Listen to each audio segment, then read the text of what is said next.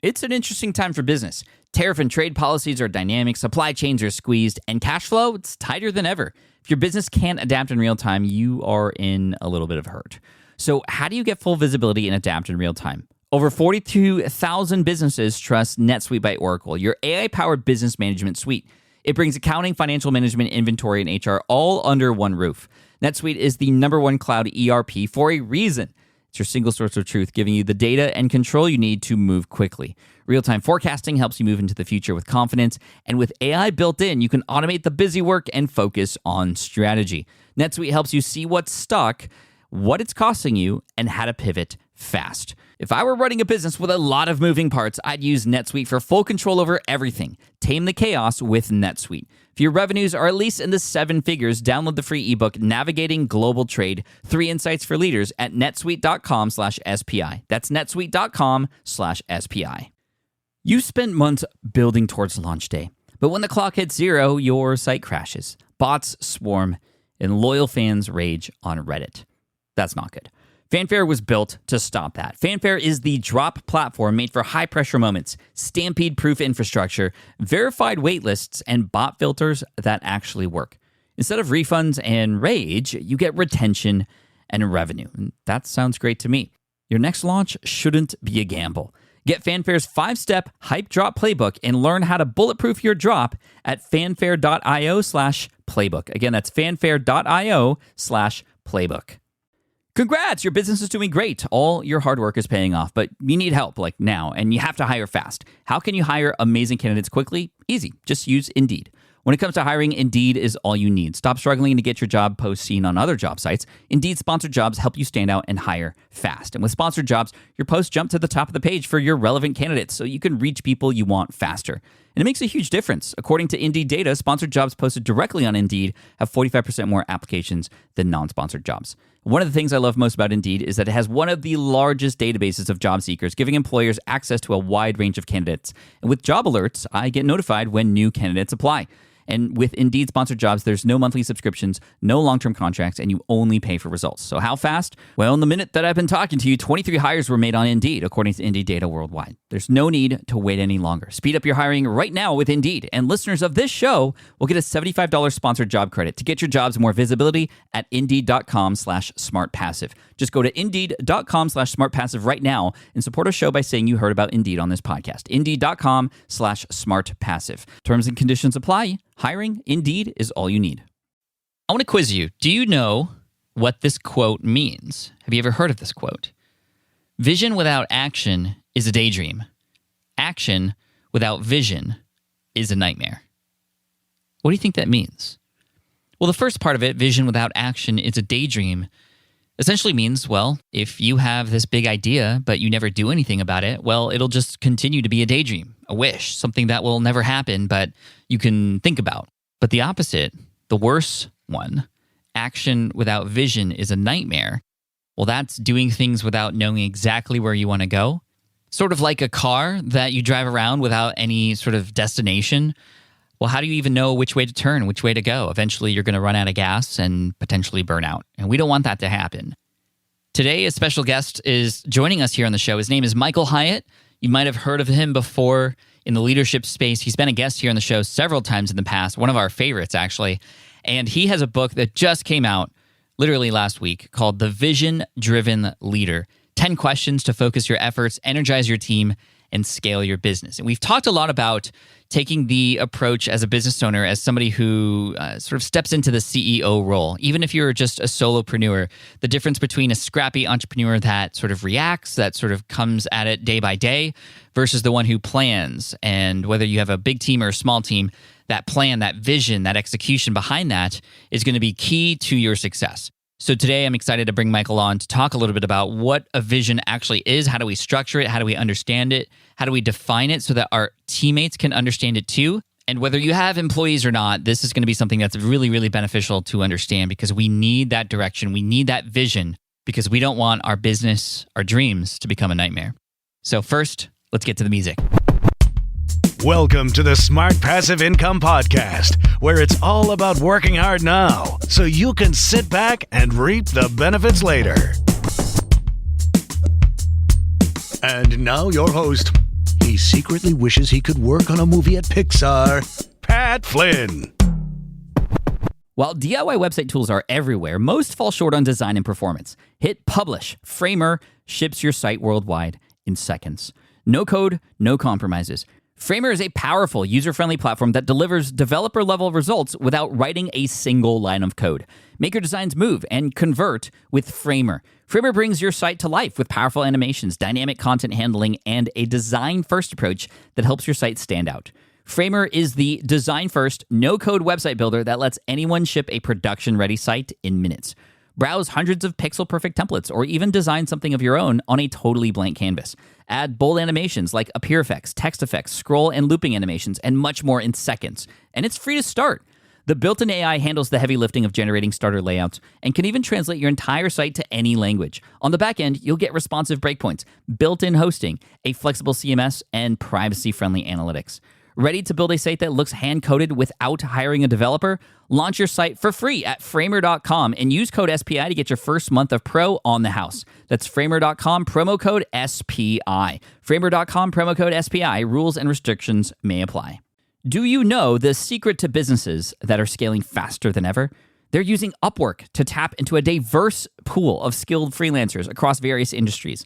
With Upwork, you can find specialized freelancers in marketing, development, design, and more. Experts who are ready to help you take your business to the next level. I've personally used Upwork myself and can vouch for it. Posting a job on Upwork is easy. With no cost to join, you can register, browse freelancer profiles, get help drafting a job post, or even book a consultation. From there, you connect with freelancers that get you and can easily hire them to take your business to the next level. Upwork makes the entire process easier, simpler, and more affordable with industry-low fees. Post a job today and hire tomorrow with Upwork. Visit Upwork.com right now and post your job for free. That is Upwork.com to post your job for free and connect with top talent ready to help you grow your business. That's Upwork.com. Again, Upwork.com. What's up, everybody? Welcome to session 417 of the Smart Passive Income Podcast. My name is Pat Flynn, here to help you make more money, save more time, and help more people too. And today, like I said, we have a dear, dear friend of mine, Michael Hyatt. We actually went fly fishing together last year through Wyoming and Idaho, and it was awesome. We talked a lot, and I'm excited because I learned about this book coming your way, and it is available now on Amazon. Again, that's The Vision-Driven Leader. Here he is, Michael Hyatt from michaelhyatt.com. Michael, welcome back to the Smart Passive Income Podcast. Thanks for being here again. Thanks, Pat. It's so good to be on again. You know, every time you come on, you have something amazing to share, and this time related to your upcoming book. Vision is so important, and I think that most entrepreneurs, we often dive into something without fully realizing the vision of where we want to go, and we want to get our hands dirty so quickly. But why is it a mistake to sort of take action without first thinking about where we want to go and the vision that we have? Yeah, well, to use a metaphor, it's almost like jumping in the car with your entire family and say, hey, let's go on a trip. Where are we going, Dad? Not really sure, but it's going to be fun. You know, you could waste a lot of resources, spend a lot of time, and be very busy the entire time and never get to a destination that's meaningful.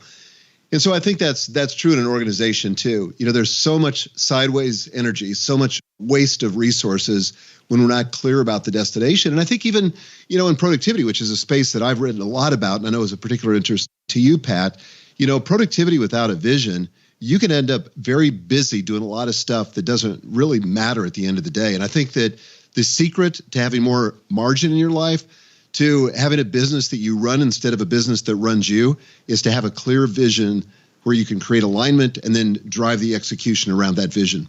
Well, here's my question around that, because I know as an entrepreneur, sometimes we don't fully know exactly where we're going. And we often hear, especially from people like Seth Godin, you know, just ship, right? And then kind of ready, fire, aim, right? So how does your thoughts about, you know, finding a vision versus, well, we have to take action somewhere and a business plan is just kind of a best guess. How do we balance that? And what is truly the methods for really realizing this vision that you were speaking of? That's a great question. And certainly you're not going to have the kind of clarity at the beginning of the process that you'll develop as you move toward the objective. But I still think it's important to take a stab at it. Just because you can't have absolute clarity doesn't mean that you shouldn't try. You know, to have a vision for where you're going is critically important in terms of shaping your activities. Like I tell the story in the book, in The Vision-Driven Leader, where I started a publishing company back in 1984, and we had all kinds of energy. We had investors, we had a mission, and we were certainly had lots of opportunities. But unfortunately, because we didn't have a vision, there was no filter to really help us to determine where we were going to put our resources, where we were going to put our effort. And as a result, we were kind of just every opportunity became a new thing that we pursued. And it was, at the end of the day, it was our opportunities that were our undoing because they were all over the map and we were just spread too thin. So a vision provides that focus. It provides that clarity that directs our actions so we don't squander our resources, so that we don't waste our energy, so that it's focused and so that it, has an outcome that we're pursuing. It makes me think of, and I'm really bullish on Tesla right now. At this time of recording, the stock is up like crazy. There's a lot of fun and exciting news happening in the world of Tesla, and it makes me think of their sort of mission and vision, which is to accelerate the world's transition to sustainable energy. And a lot of us have heard of, obviously, Elon Musk and his sort of overall plan to change the world. And it started with the vision of just, okay, we want sustainable energy, but then it started to help him determine, okay, well, what might the steps be to make that happen? And of course, he started with the Roadster, a higher level car that he was going to sell for lots of money to a few people that would then supply the income and resources for the Model S, which came out in 2012 around that time, which then made money to then make the more production-ready Model 3, which has just recently come out. And it's coming in stages, but obviously it's always based on this vision of accelerating the world's transition. And it couldn't have happened with the Model 3 at first. And so the hard thing is Elon is just in another world, but I think that we can all benefit from seeing these things that we want to get into in such a way, kind of far into the future. How do we begin to determine what our vision is? Do you have any thoughts or questions or exercises that we can do right now to figure this out? Absolutely. Well, I think, first of all, it's important to define what a vision is. And so in the book, I define it in this way. I say vision is a clear, inspiring, practical, and attractive picture of your organization's future. In other words, it's something that's a superior state to where you are right now.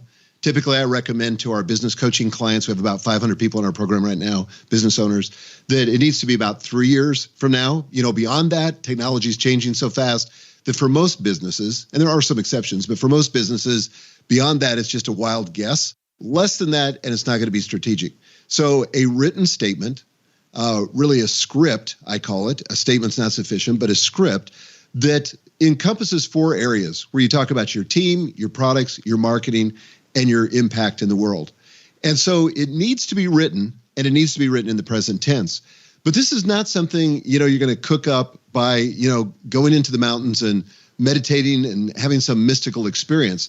This is more like, just like when you're trying to draft a blog post or draft anything, you end up with something that approximates what you want to do, but you're going to refine and edit it over time.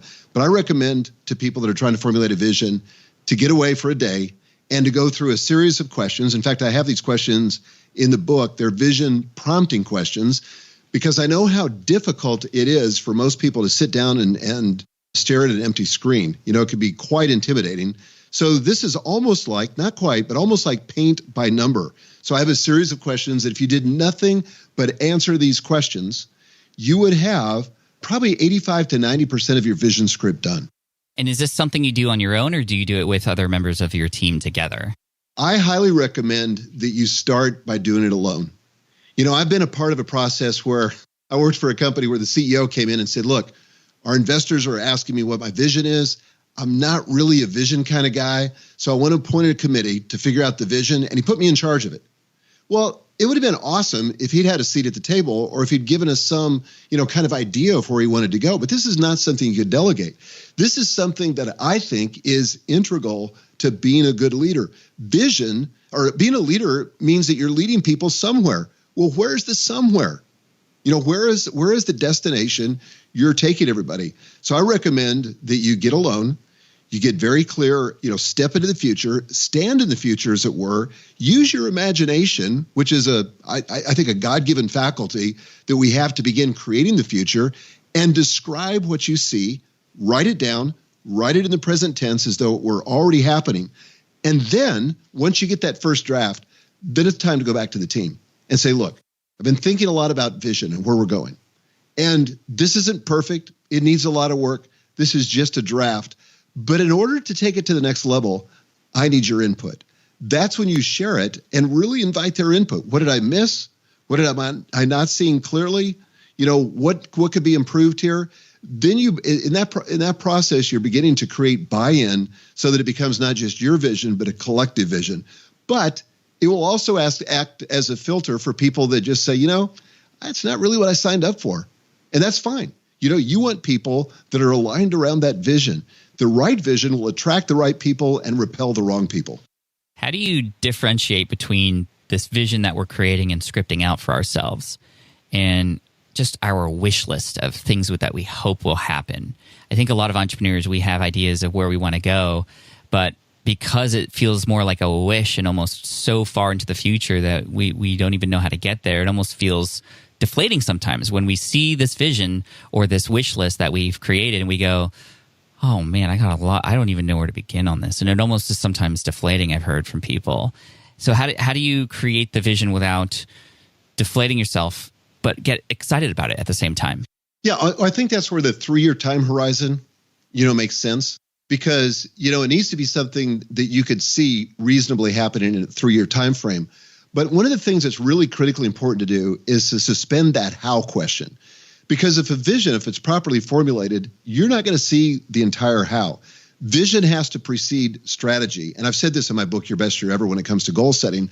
But once you get clear on the vision, what you're trying to accomplish, then the strategy has a way of showing up. Until you get clear on where you want to go, it doesn't really matter how you're going to get there. That only becomes relevant once you get clear on where it is you want to take your company. So it's going to be in your discomfort zone.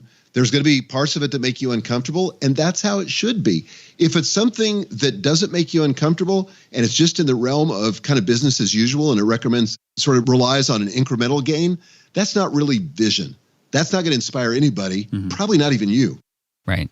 Do you have an example from your own business, a vision that you had and created where you didn't quite yet know exactly how it was going to happen 3 years or so into the future?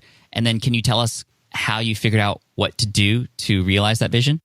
Yeah. So one example of that is that, we had this vision of really helping leaders. And we thought, it'd be awesome if we could do something in the realm of coaching. So initially we thought, well, let's just take my best-selling course, 5 Days to Your Best Year Ever, and let's create a coaching program for those that want to go deeper around it. And so that worked kind of. And we did the same thing with my Free to Focus course on productivity. We called them activation workshops, and we did a deeper dive for people that want to go deeper in that.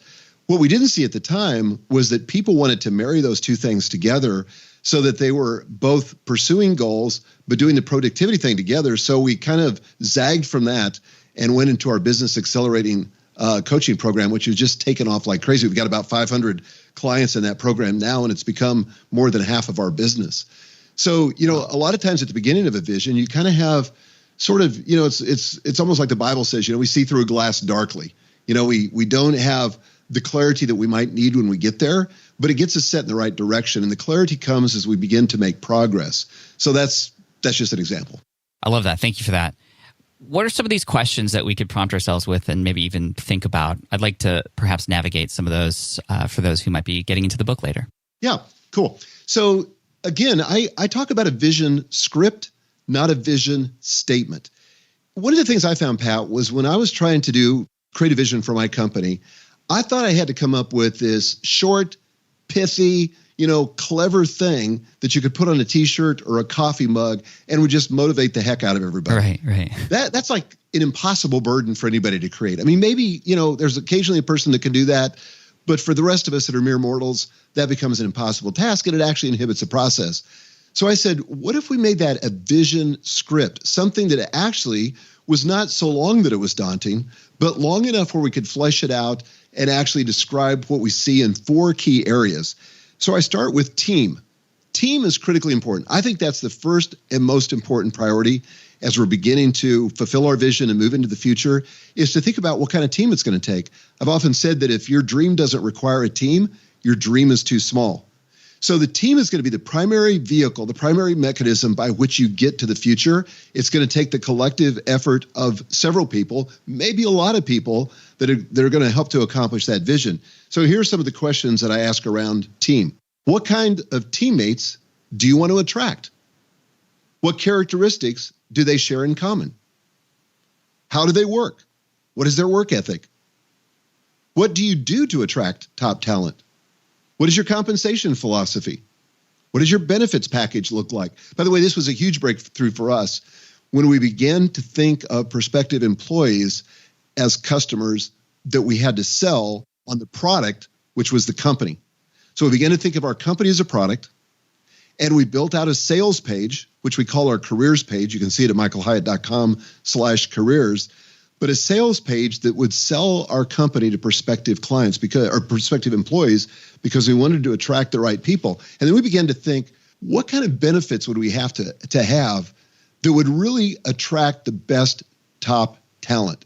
So that's where we got to the place where we said, we want to cover 100% of healthcare. We want to give people unlimited paid time off. We want to give people a 30-day paid sabbatical every 3 years. We want to give people a personal development allowance every year that they're not accountable to. They can just use it to spend on a hobby or something else that enriches their life even outside of work. So this all came from this vision and answering these questions. But then there's these three other sections. There's a section in the vision script on product. What is it about your products? Like what products do or what results do your products create? What value do they deliver? Who do your products help? How do your customers feel when they use your products? What's the user experience like? Then there's a section on sales and marketing.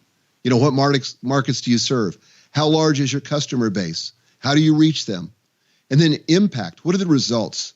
Or what metrics are you using that are meaningful to you and your team in terms of defining the win ahead of time?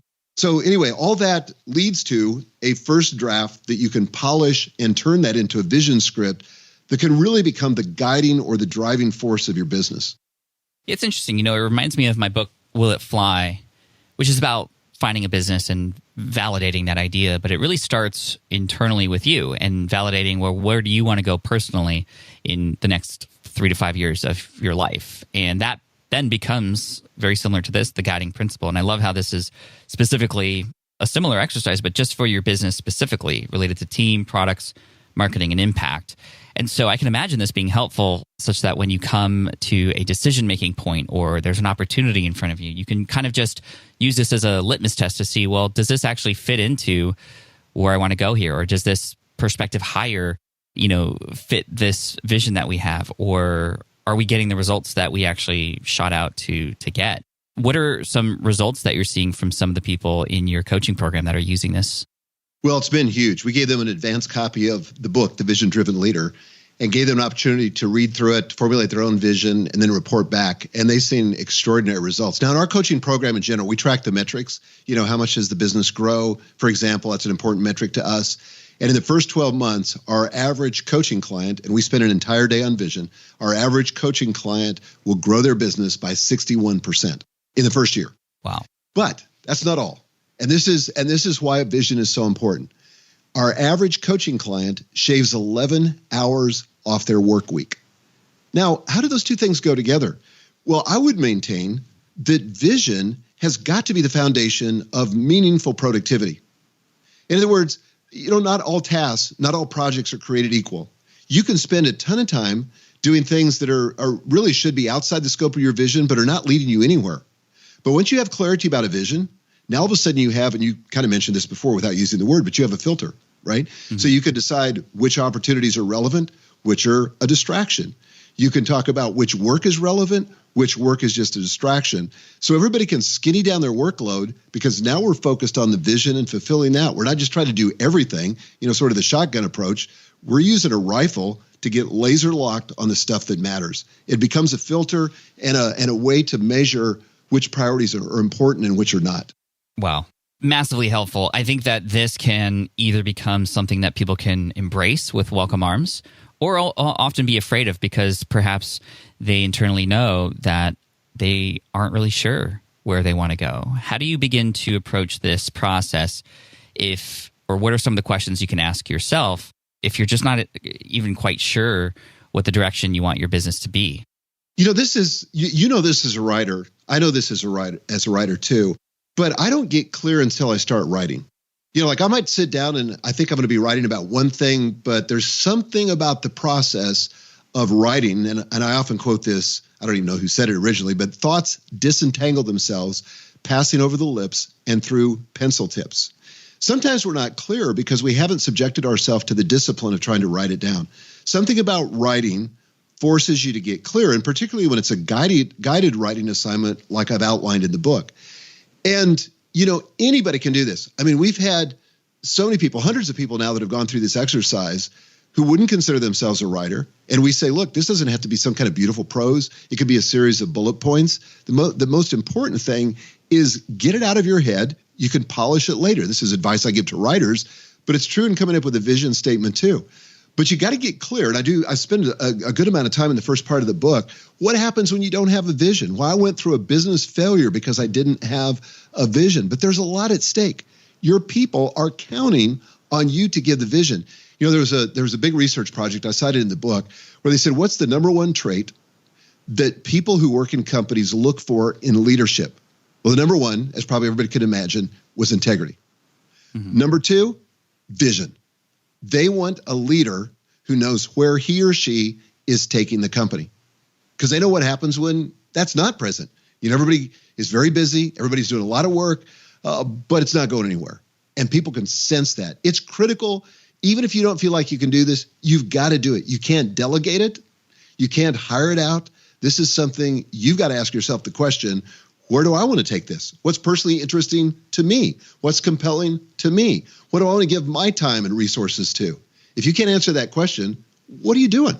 This sort of reminds me of the difference between that scrappy entrepreneur who's sort of starting and figuring things out, but not really kind of planning ahead, but just kind of being more reactive to what's happening in the market or selling products when they get interested in it or what have you, versus somebody who is stepping up and into the CEO leadership space, which I remember that very particular moment in around 2014, 2015, when I had to consciously tell myself, I'm no longer just a scrappy entrepreneur. I have to step into this role as a CEO to go to where I want to go. I need to start building my team. I need to start thinking more clearly about where I want to go. And a lot of things happen as a result of just mentally stepping into that space.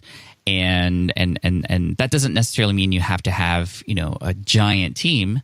But when it comes to building a team and a scrappy entrepreneur, solopreneur is wanting to step into more of the CEO leadership space, what would be one or if not more hires that you would recommend a person start thinking about in order to help them get to where they want to go versus, just hiring, a VA to answer emails? I know there's some really important people that need to be with you on this journey. Definitely. And so like my team right now is 40 full-time people. We've got openings on our webpage right now for 12 more because of the growth we've experienced the last couple of years. 40? 40. Holy moly. Wow, that's incredible. And so I can tell you what the different positions were. The first person I hired in my business, this is going to be different for different businesses, was a copywriter, because that was consuming an enormous amount of my time. And so I hired a copywriter to take that load off me so I could focus more on product development. The next person I hired was somebody to help me with content creation. And now I've got 6 people on my content creation team, which is phenomenal. Sometimes we'll have to talk about how we create content. It's been an awesome thing to do as a team. And one of the first hires that I made, and this is one that a lot of people put off, was I hired a bookkeeper. And now I've got a chief financial officer. And that's one of the most important hires to make to keep you on track. Yeah, you may be familiar with this stat, but this comes from the U.S. Department of Commerce. But, there's about 1 million businesses started in the U.S. every year, new businesses started every year. 20% of those will survive the first 5 years. In other words, 80% will go out of business within the first 5 years. Of those that survive, 80% of those that survive will go out of business in the next 5 years. So you basically have a 4%, if you run all the numbers there, you got a 4% chance of surviving 10 years.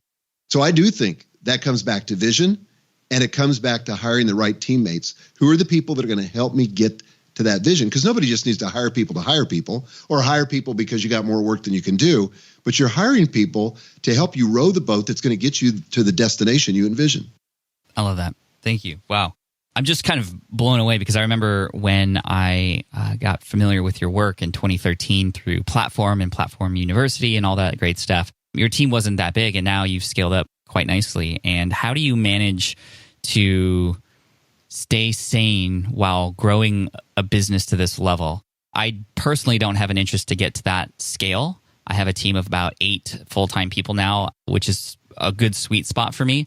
But when you go bigger than that, I mean, what are some of the things that you need to start thinking about in order to manage? Because that's a lot of people to take care of and a lot of moving parts and pieces.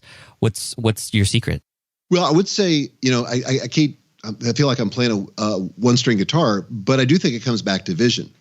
We wouldn't have a team that big if we didn't have a clear vision.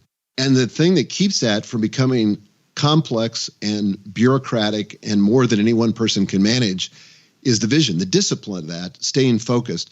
As a result of that vision, for example, we pruned out some pretty important products this last year. One of them you know of, best year ever, just because we didn't see it in our future.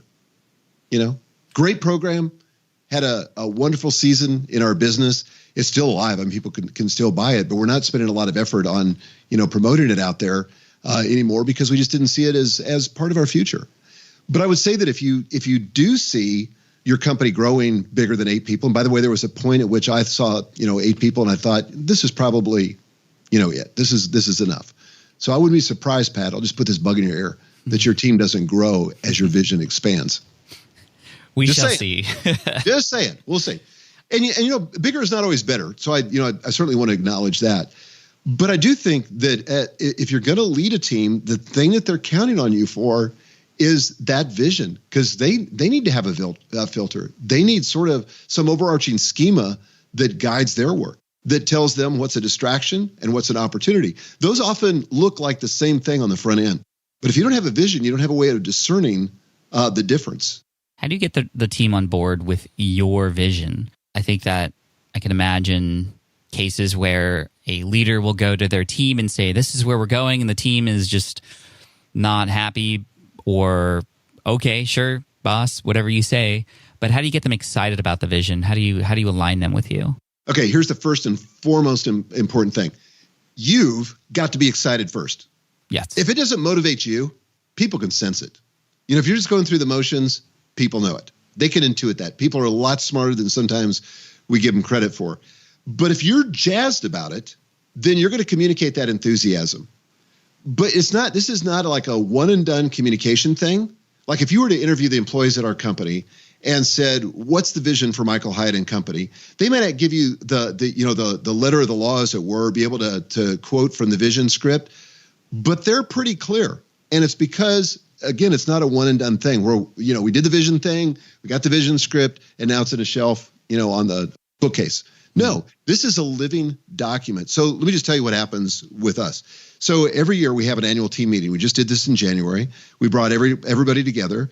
Every single person in the room. And in the past, we've also invited spouses to that. We didn't do it this year, but typically we do because we want buy-in from the spouses as well. But not only do we report on the company's financial results and some of the big milestones that we achieved this past year, so it's really a time of celebration, but it's also a time of vision casting. So I literally got up in front of the entire company and I read through the vision script. And in our case, it's a 4-page document. But I read it with conviction and with enthusiasm. I invited people to visualize it. I had somebody that had just started with the company about 3 months before that, who was in our customer service department. She came up to me. She'd never spoken to me in her entire time at our company, 3 months. And she came up to me with tears in her eyes. And she said, I cannot tell you how motivating that is. To know that I'm part of a bigger story gets me really, really excited.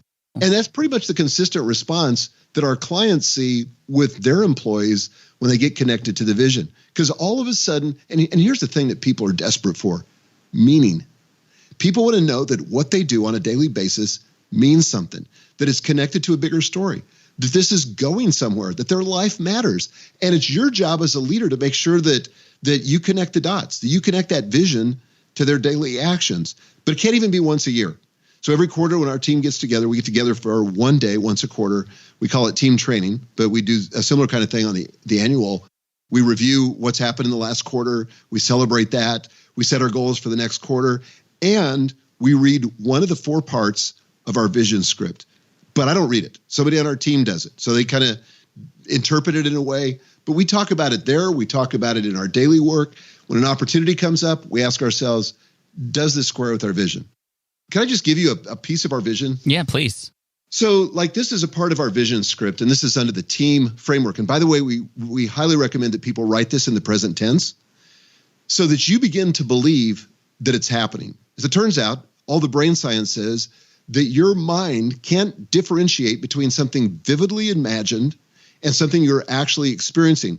This is why in the world of professional athletics, that a part of the practice regimen is actually visualizing the practice.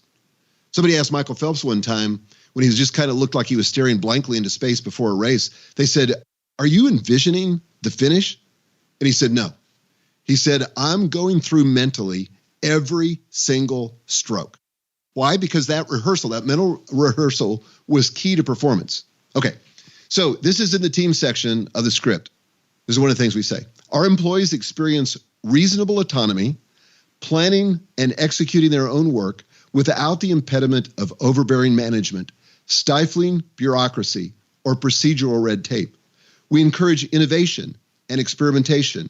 If something doesn't work, we learn from it and move on.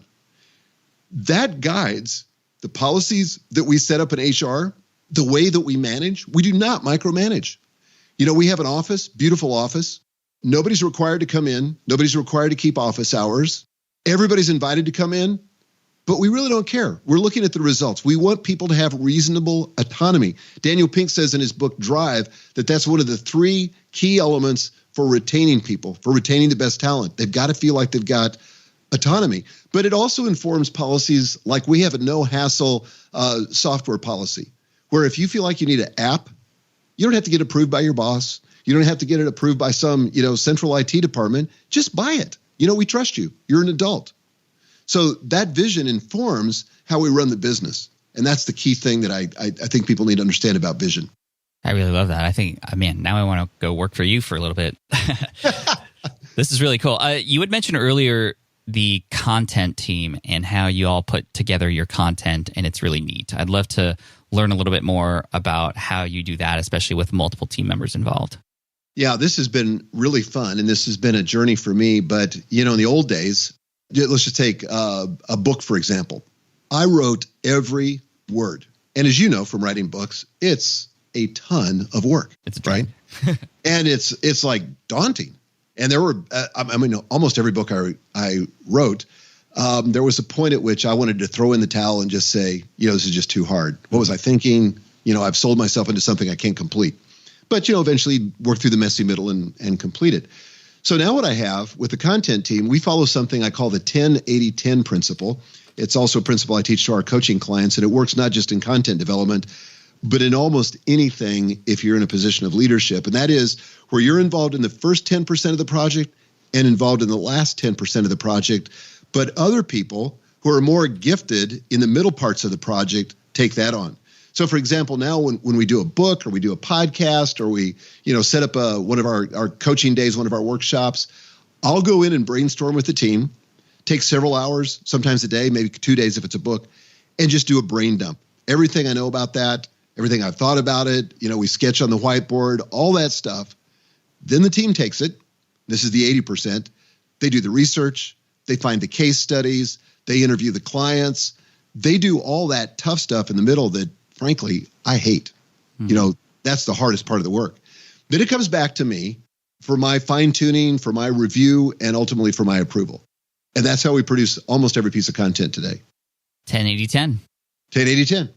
It allows you to accomplish so much more than you can do when you're responsible for the whole part of the project. And this really goes back to something, Pat, I talk about in my book, Free to Focus, about the desire zone, where your passion and your proficiency come together.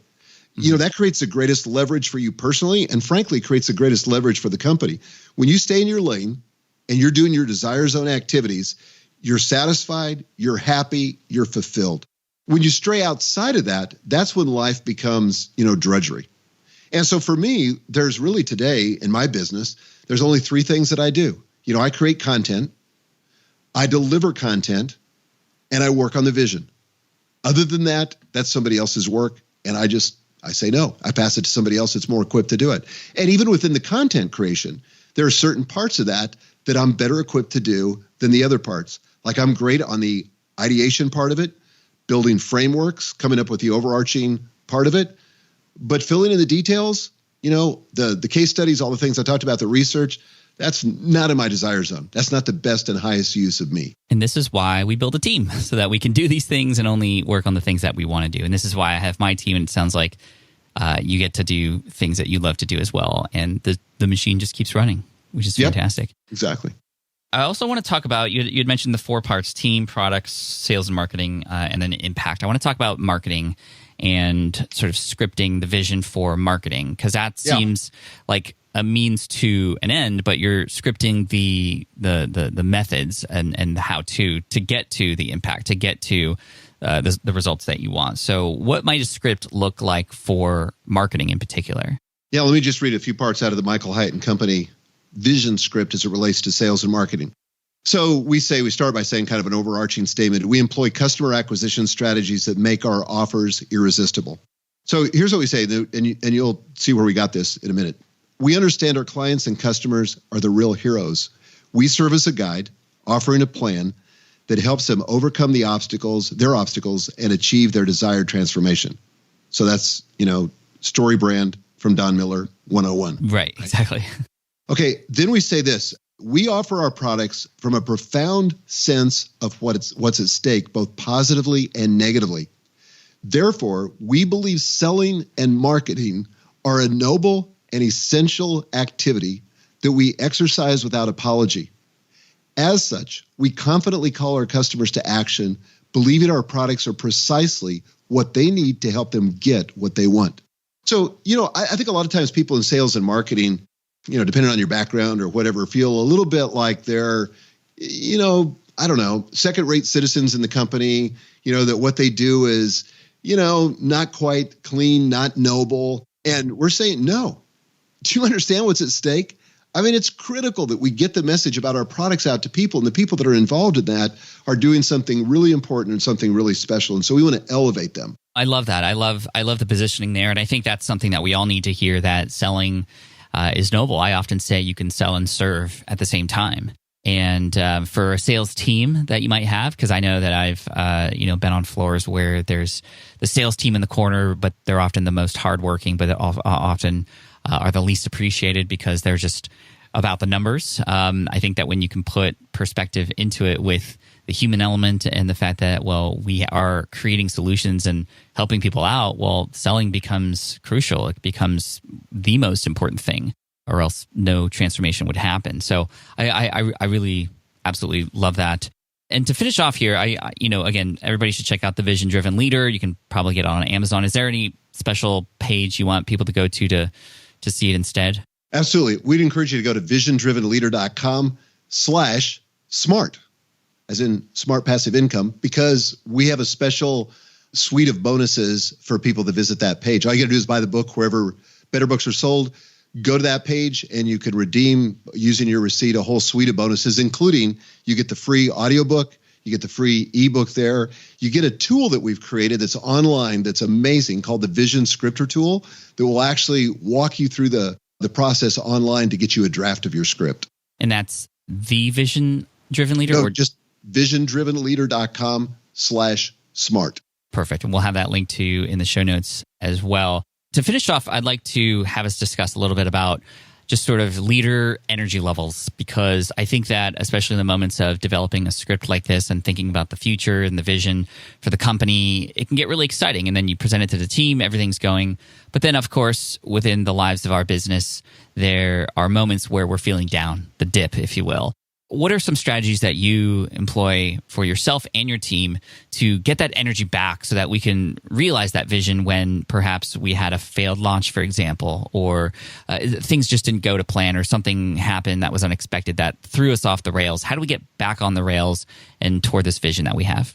Well, Pat, there's so many of these things that relate to mindset, but I think the single most important thing you bring to your team, apart from vision, is your energy. It determines everything inside of your company. People cue off you. That's part of what it means to be a leader, for good or for bad. Mm-hmm. People are going to pick up on your energy, and they're going to reflect it. But I think that's where we've got to be the thermostat, not the thermometer. It's not original with me. Somebody else said it, but I think it's a beautiful metaphor. We got to be the thermostat. We set the temperature or the energy inside of our company. Therefore, as leaders, one of the most important things we can do is manage our energy level.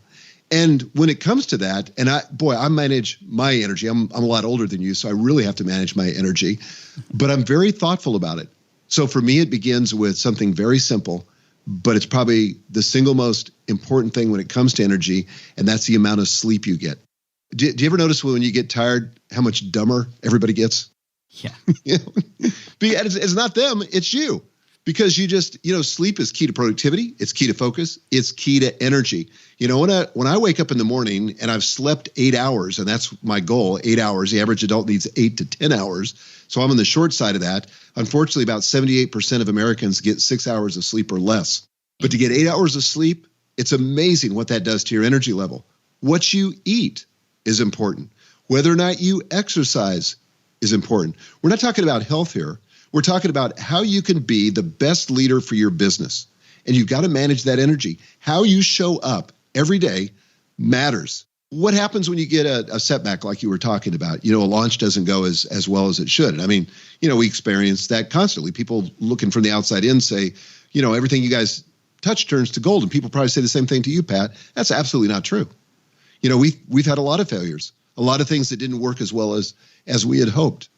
But the key in terms of maintaining your energy, and the key to getting through that successfully, is to be able to process failure in a powerful way. And there's a whole, series of things I could say on that. But failure is inevitable. Failing is optional. So taking that failure, being able to metabolize that, and I think it begins, first of all, by owning it.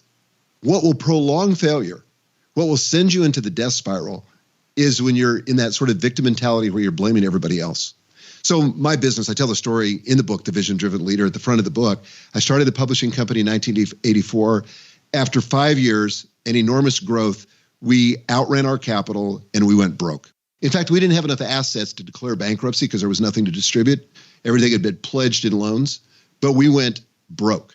And at first, we wanted to blame the distributor that didn't deliver the sales that they had promised. And in fact, we met with a lawyer and we thought we were going to file a lawsuit against the distributor. And the lawyer said, look, I'll do this if you want. It's going to take a retainer, by the way, but I'll do this if you want. But I want to just kind of give you a preview of what your life's going to look like. You're going to spend the next 3 years in and out of court, having to answer questions about every decision you ever made. And at the end of it, even if you win, you're not going to get what you think, and you're going to end up angry and bitter. He said, I want you guys to think about it over the weekend. So we did. So my partner and I thought about it. We came back and we said, you know what? The truth is, we got into that relationship with the distributor. Nobody held a gun to our head. It was our fault. We didn't do our due diligence. Once we owned that, all of a sudden, the power came back to us. We realized we weren't victims. We could begin to change the future. We could begin to change the outcome. And we went on, both of us, very successful careers after that. But you got to be able to process that failure. You got to be able to metabolize it so that you can use it to grow. And I've often said about that experience, it's not one that I would ever want to repeat, but it's one that I wouldn't trade for any amount of money, because that was the beginning of my education as an entrepreneur. And that has served me so well through the years. Hear, hear. I hope that encourages everybody, because we all go through failures all the time, but failing is optional. I really love that. Thank you. Michael, I appreciate you coming on and spending time. I know you're busy, especially with the book launch coming up, but The Vision Driven Leader is the book. Head on over to visiondrivenleader.com/smart, and you can pick up all those goodies there. Mike, always a pleasure having you on. Thank you so much, and I look forward to connecting with you and fishing again with you and all that great stuff. Yeah, we got to do it. Hopefully very soon. Thanks so much. Cheers. All right, I hope you enjoyed that interview with Michael Hyatt. You can find his book again at visiondrivenleader.com/smart. Go ahead and check it out there. And thank you again, Michael, for coming on. I always appreciate it, and I hope we get to go fishing again very soon. For those of you listening, you're amazing. If you want to check out the resources and the links mentioned in this episode, head on over to smartpassiveincome.com/session417. Once again, smartpassiveincome.com/session 417. Just want to say I appreciate you all. Thank you for listening in. Team Flynn, you're amazing. And make sure, if you haven't done so already, head on over to Apple Podcasts and leave a review for the show if you have the opportunity to do so. And if you haven't yet subscribed, well, now's the time to do it, because then you're also going to see all the other amazing content that's available for you right now too. So Team Flynn, thank you so much. And as always, Team Flynn for the win. Peace. Thanks for listening to the Smart Passive Income Podcast at www.smartpassiveincome.com.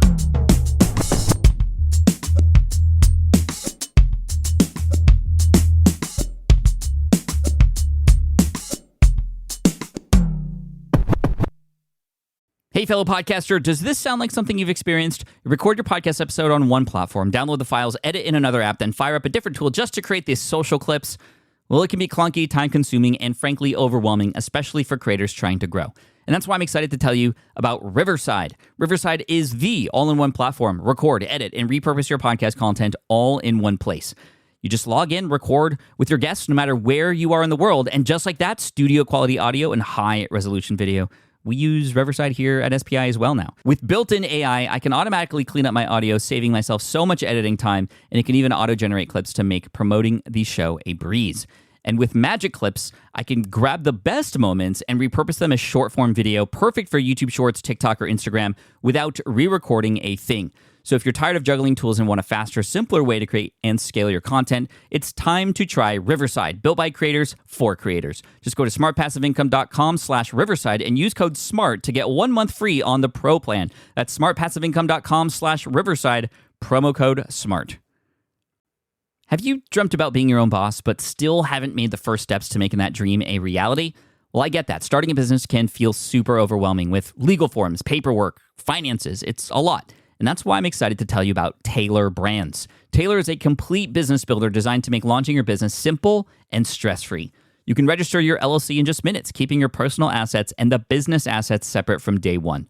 From there, you get access to everything you need to get off the ground. Legal documents, licenses and permits, invoicing and bookkeeping tools, and even a 100-day business coaching program, all designed to help you hit the ground running. You'll also get a free, personalized business plan, branding tools, and so much more. And of course, listeners of this show get an exclusive 35% discount to get started. All you have to do is head to taylorbrands.com/SPI. That's TAILORBRANDS.com/SPI. Stop dreaming, start building with Taylor Brands.